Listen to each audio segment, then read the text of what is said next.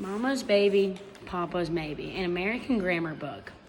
I'm going to take it back to week 3 because although all the readings throughout this course have taught me a lot, and I've discovered a lot about things that I never even knew about race and sex and power and how that plays in our everyday lives, this paper or article has stuck with me ever since I read it.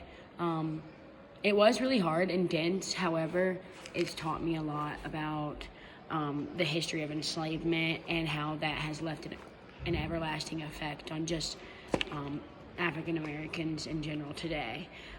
So on the PowerPoint, I have a picture of the author, and her name is Hortense J. Spillers. And sorry if I don't say her name right. That's just, yeah.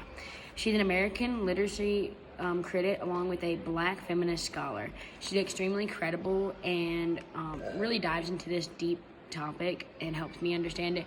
I did have to watch the lecture over and over and read it a few times to understand it fully, but yeah.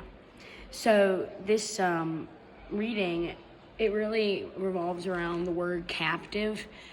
Because a lot of African Americans feel captive in just like stereotypes, the words that are used, discriminating words and stuff. This article taught me a lot about the struggles that African Americans faced with their past and present, and today in society. Spillers used lots of examples to get her message across. And one example that I have actually in the PowerPoint is, let's face it, I am a marked woman, but not everybody knows my name. Peaches and brown sugar, Safiri and Earth Mother, Auntie Granny, God's Holy Fool, a Miss Ebony First, or Black women at the podium. I describe a locus of confounded identities, a meeting ground of investments and privations in the national treasury of rhetoric wealth. My country needs me, and if I were not here, I would not be invented. So that she writes at the very beginning, and I think it highlights the nicknames and the personal antidotes that have presented themselves in social captivity. And so that's how I think the word captive kind of like sums up all of this reading, because African women have felt captive due to the words that are used to discriminate them.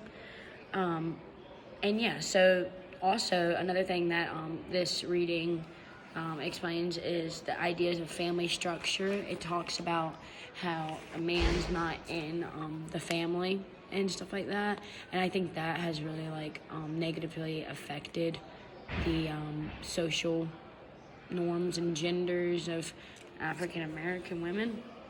And lastly, it talks about the twisted formations of race and gender that have sculpted how American or the U.S. has discriminated African Americans. And so yeah.